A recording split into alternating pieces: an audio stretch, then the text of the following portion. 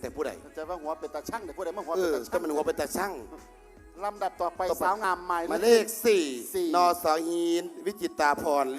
จากจังหวัดมหาสารคามน้ำไม่ต้องนะครับ กับคำถามดังต่อไปนี้ หากคุณมีโอกาสพูดอะไร ก็ได้ต่อหน้าท่านนายกรัฐมนตรี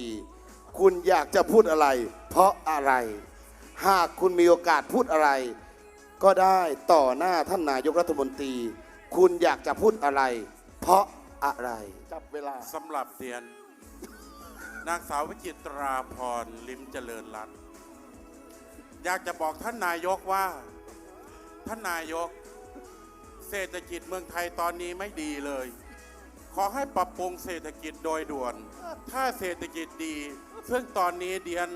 เป็นนักแสดงอยู่คณะหมอลำเศรษฐกิจดีเขาจะได้มาจ้างหมอลำไงครับ ขอบคุณค่ะ สวดสว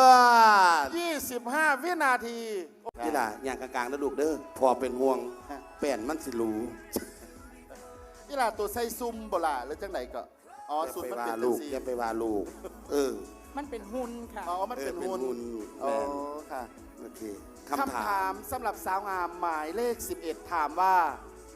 ถ้าวันนี้คุณสามารถมีชีวิตเป็นวันสุดท้าย อุ้ยผู้ใดตั้งคำถามนี่ให้ถาม คือ เบิ่ง แบบ กัน มื นะ ออื่นตัวตายแน่นอน ถ้าวันนี้คุณสามารถมีชีวิตเป็นวันสุดท้าย คุณจะทำอะไรก่อนลาโลกใบนี้ไปคำถามอีกหนึ่งครั้งนะครับ ถ้าวันนี้คุณสามารถมีชีวิตเป็นวันสุดท้าย คุณจะทำอะไรก่อนลาจากโลกใบนี้ไป เชิญครับ ถ้าวันนี้จะเป็นวันสุดท้าย